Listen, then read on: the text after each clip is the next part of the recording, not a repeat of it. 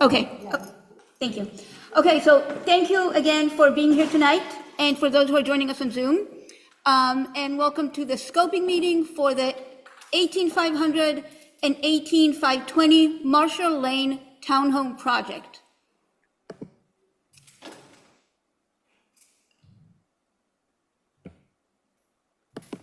I'm figuring this out.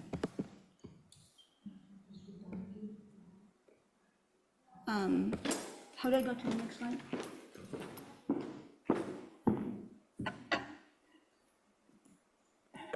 Oh, down. Okay. So before we get started, I just want to point out that this meeting is being recorded, both everything that's being said here and everything that's going to be said via the Zoom link. It's all being recorded. So just wanted everyone to be aware of that. So what are we going to talk about today? We're going to start with brief introductions. I'm going to go over what the purpose of this meeting is. I'm going to have a project overview and then talk about the environmental review and the CEQA process, and talk about public comments on the NOP, the Notice of Preparation.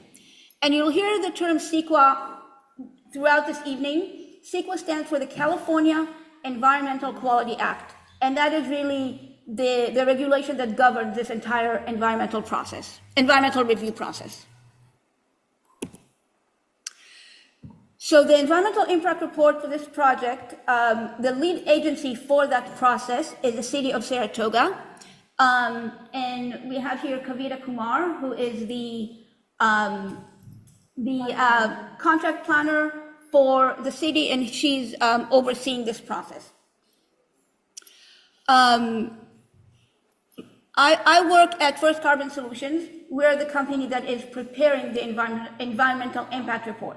So Jason Brandman, our Senior Vice President, is overseeing the entire operation for an extra layer of review and oversight. And my name is Yael Marquez, and I'm the Senior Project Manager for this project.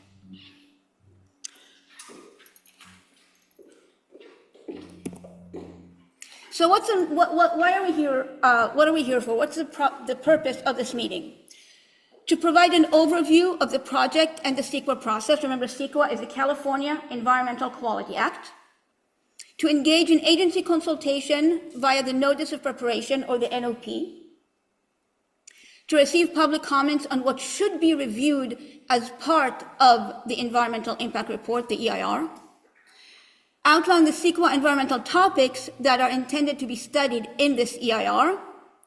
And I want to point out that project-specific environmental analysis will be considered in detail in future hearings. Right now, we're talking about what should be included, not the actual analysis and details of that. What this purpose is not, it is not a public hearing. No decision is going to be made on this project. And we're not discussing the merits of this project. And I also want to add to this that this is also not a discussion of a project that you may have heard of previously for the same location. The 9-lot subdivision was at one point considered for this location of this project. This is not a discussion of that either. So the project location is, you can see that gray area there, that's the city of Saratoga on this map. The project site is kind of like in the southeast area of the city. And as we'll see in more detail in the next one or two slides, it is in the southwest corner of the intersection of Marshall Lane and Quito Road. And it covers 2 accessory parcels. These are the APNs if you want to note those. So here's more information about the location.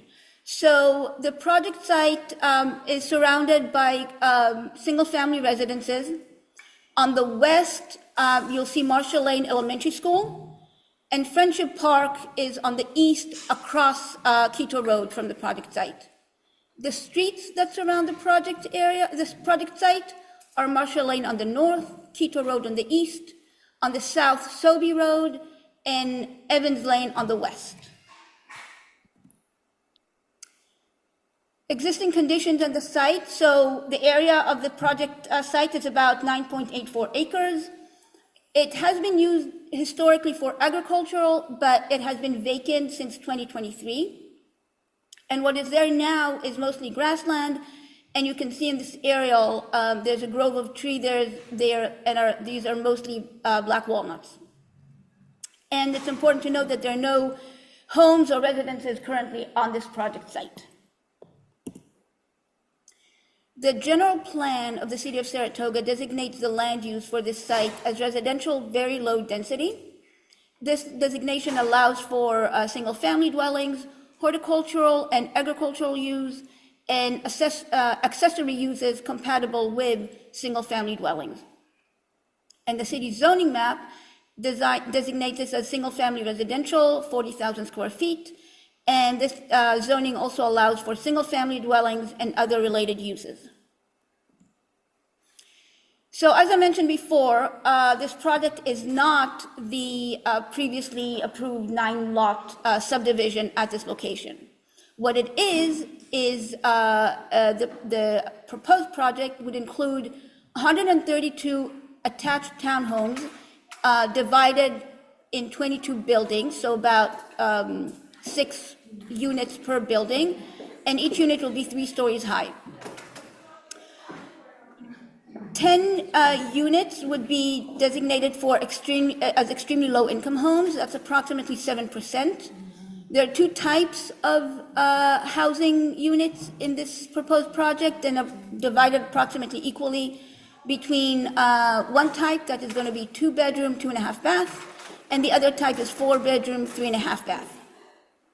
Parking, each home would have 2 garage spaces. There'll be on-street parking, and part of this on-street parking would also be ADA compliant, Americans with Disability Act compliant parking. There will be some tree removal and tree replacement following all the requirements in the city code. There will be drought-resistant landscaping, private open space for each unit, as well as common open space along the eastern side of the project site along Quito Road, and that would include recreation areas, seating, children's play area, and again, that is common open space to be used by all residents of this proposed project. This is an overview of the site plan. You can see the 2 different types of units, 22 buildings. Each one is a 6-plex for a total of 132 units. So let's talk about CEQA, the California Environmental Quality Act.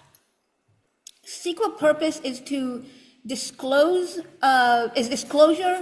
of significant environmental effects of a proposed project, identify mitigation measures or alternatives to reduce or avoid those potential environmental effects, and enhance public participation in the planning and the environmental review processes. CEQA applies to projects that require discretionary approval from a state or local agency.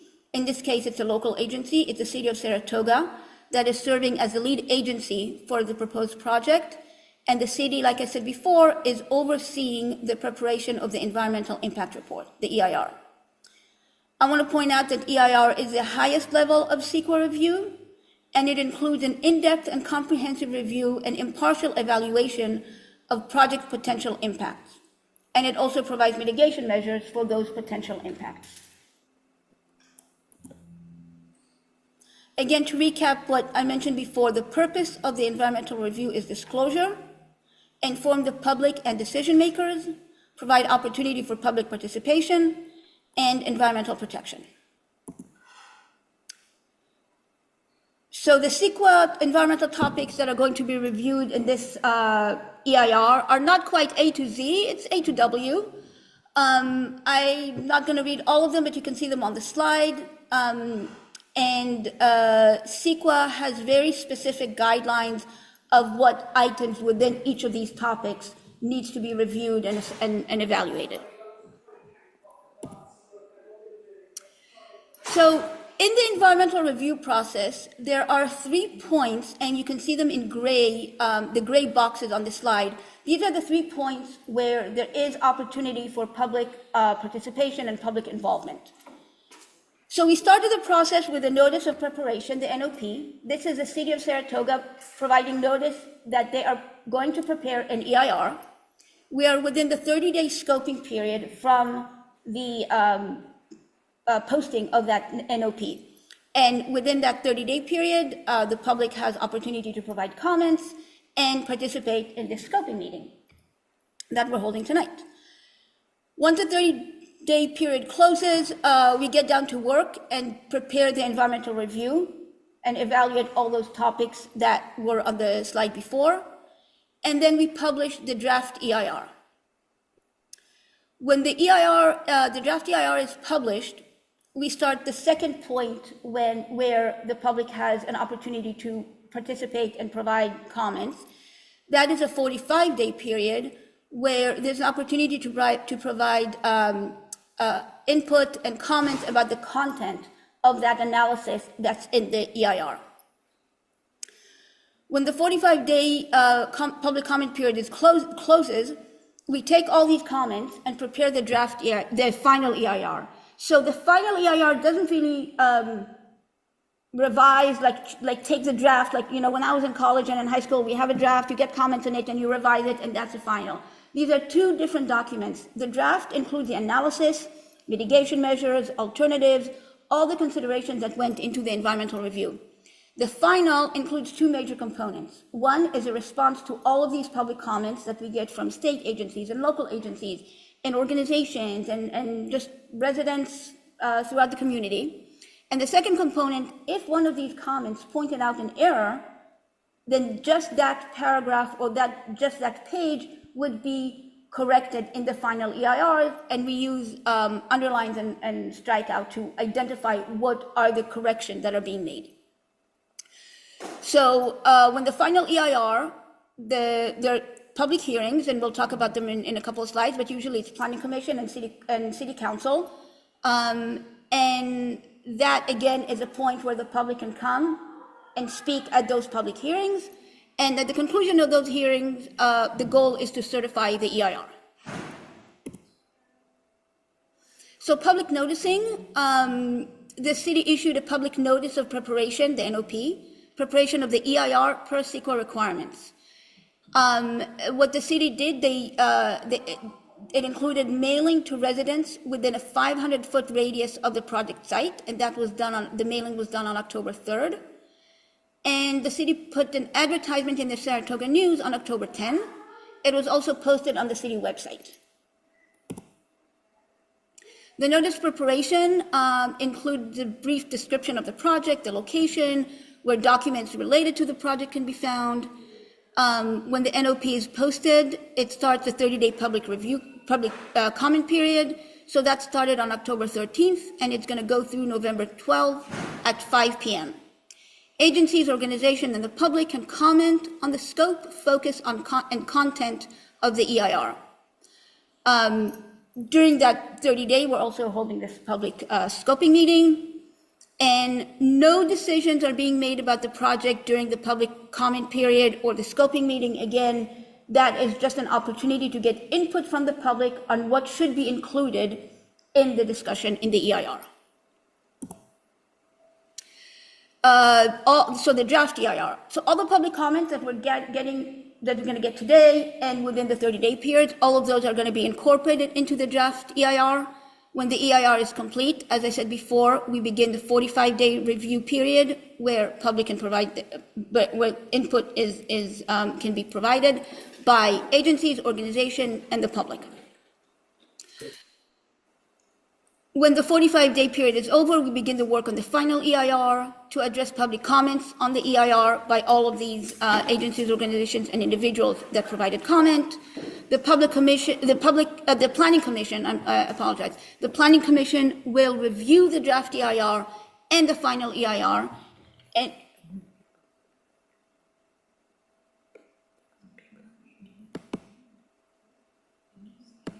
no, there were before that admitted.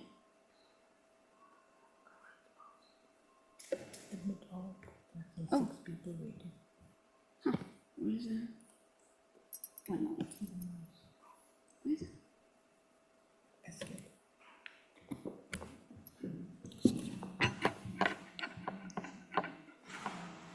Sorry, we're trying to admit some people.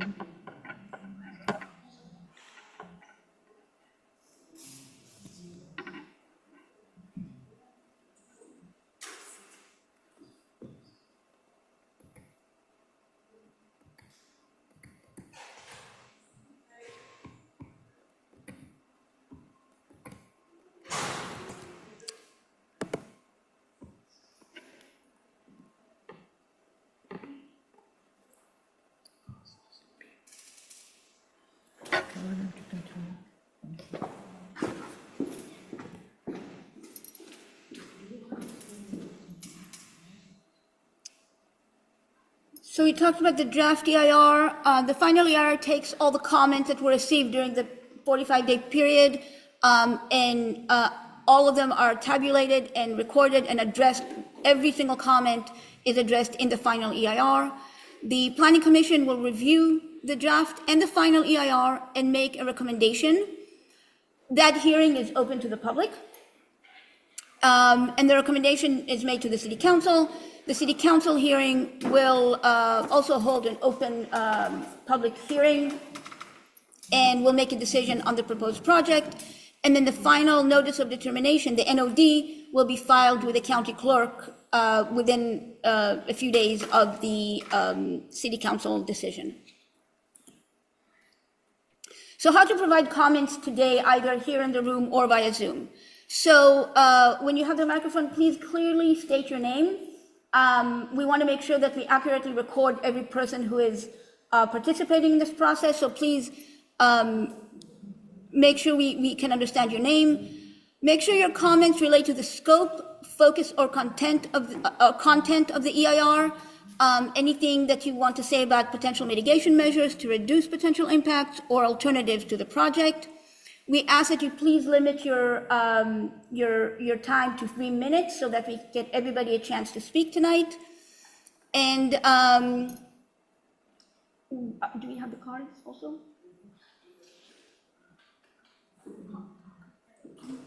And we are encouraging people who speak to also provide written comments.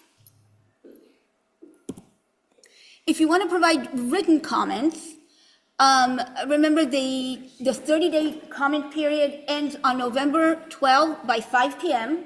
So all comments have to be in by 5, whether it's email or physical mail, all have to be by 5 p.m. Please include your name, your affiliation, if you're part of some local organization, that's helpful to know, your email, and any additional information that you think is relevant, and of course your comments. And the information of how to reach Kavita is listed here with her email and physical address. So I'm going to leave that for a moment here so we can take note of that. And that is all I had. Thank you everyone very much for coming today and for participating in the NOP process and in the CEQA process.